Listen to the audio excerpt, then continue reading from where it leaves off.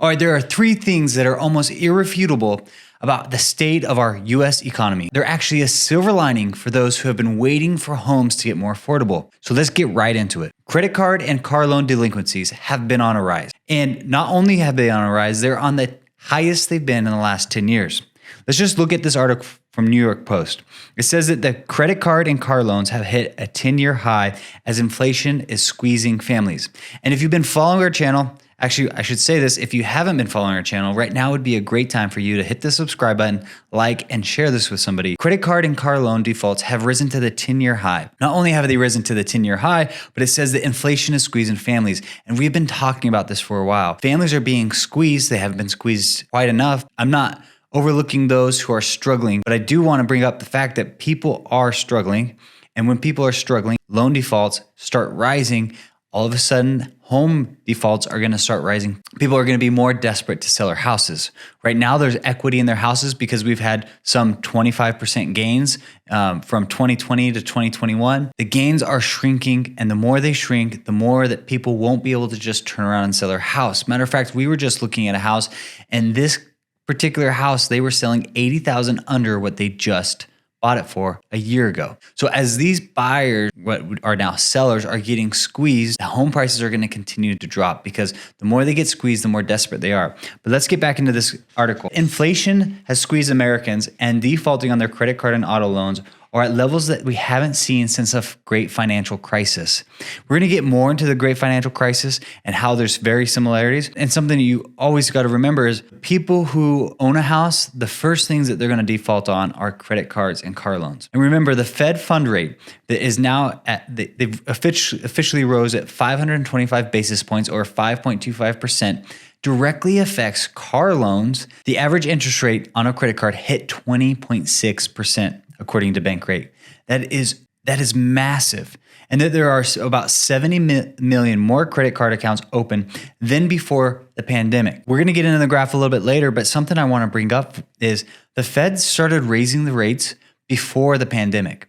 And then before the pandemic actually hit in 2020, they started cutting rates because people were struggling and the economy was getting shaky. And now it goes on further and it says, our credit card debt has surpassed $1 trillion. This is the first time people have ever seen this. This may not sound like that big of a deal, right? $1 trillion. I mean, some of you guys probably just have that buried in your backyard. Okay, not really.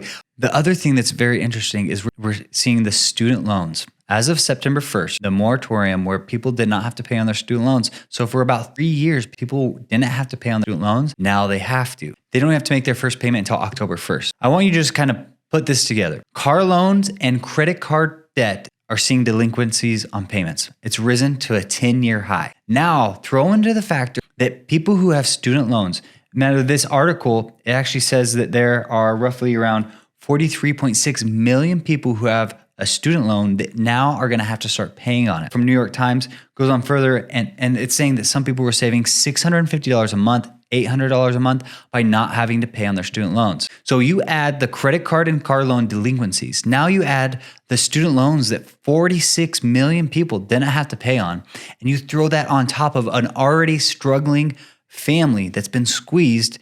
Now we're going to see even higher delinquencies. If the student loans coming due that are now people are going to have to start paying on, that's $650 a month, $800 a month.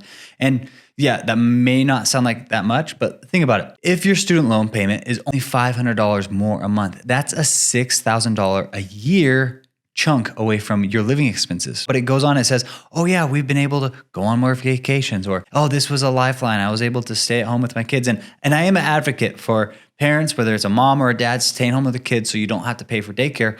But people were able to live a different life and they were spending that money. We're using that loan, essentially their student loans, and putting it away. Instead, they were going out and buying other things or vacations. And now that is over. But the unemployment has risen to 3.8% from 3.5%. And yeah, that's not that big. I think back, according to this chart, back in 2007, 2006, the unemployment rate was sitting right around 4.5% before the economy crashed. But something I want to bring up here, in 2007, let's just call it July of 2007, unemployment rate was sitting at 4.7. Not even a year later, we'll call it a year later, it jumped to 5.8%. So there's a 1% swing in a matter of a year. From July 2008 to July of 2009, we see that it jumps now to 9%.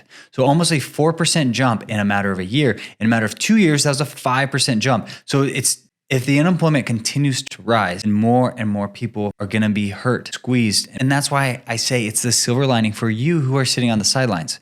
Because if you're sitting on the sidelines waiting for home prices to come down, maybe they haven't come down fast enough. And I would agree, they have not come down fast enough for as fast as our interest rates for a 30-year mortgage have gone up. We should have seen a 30% decrease in home prices, where here in Ada County, we're sitting right at around 8.5%. In some parts of the US, they're actually up 0.5% or up 1%. Other areas, they're down 15% year over year. But we should have seen a 30% decrease year over year because of how fast they held the rate. What does all this mean? Some people were saying back in January of 2023 that, by May, the Fed's going to pivot and now they're going to start cutting rates. And by the end of December of 2023, our effective Fed fund rate is probably going to be back at 4, 3.5. And so people were buying homes with the mindset, buy now, refinance later, not expecting the Fed to hold the rate as long as they did. But let's look at this Fed funds rate chart. The Fed funds rate chart, and this is where I'm going to kind of get a little nerdy on you. The Feds have risen their rates even higher than 5.25. But back in 2004, the Fed rose their rate from the effective federal funds rate rose from 1% all the way up to 5.25.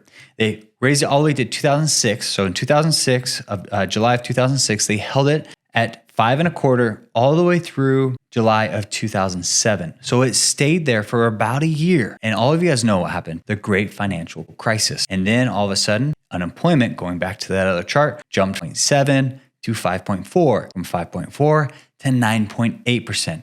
And it was a huge jump in just a matter of 2 years. So if the Fed sees and they're happy with this unemployment rate and they hold it, I think it's just going to be a matter of time before we see the home prices start coming down as the unemployment rate continues to rise. Going back to that article that I brought up earlier, where it said that the credit card and car loan delinquencies have been the highest it's been in 10 years. What I want to bring up is the Feds held the rate at 2.25 back in 2019. And so before the pandemic started, they had to start cutting rates because the economy was getting shaken. Less than 2 years, they rose it 525 basis points. And if they hold it here, that means credit card interest rates going to stay at the 20%, right around 20%, 21%, give or take.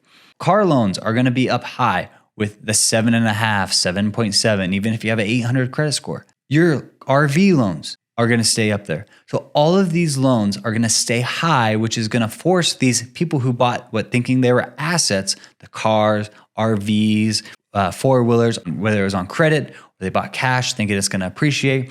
Now these are going to start depreciating because what you could buy for $20,000 on a 3% loan is going to be completely different than what you can buy for $20,000 on a 7% loan. So people are either going to have to come up with more cash or they're going to be struggling. The credit card, instead of getting the relief of the Fed fund rate being 0, continue to rise, or it's going to stay right around that 20%, forcing people to start selling off cars, trucks, RVs. This is why I say it's the silver lining. It's hope for you who have been waiting. Just be patient. Do not jump into something. You are going to buy a house. Just remember, picture yourself there for 10 more years, and then make sure that you are prepared to weather any storm that's coming, because signs of the storm are here, but it's not here right now.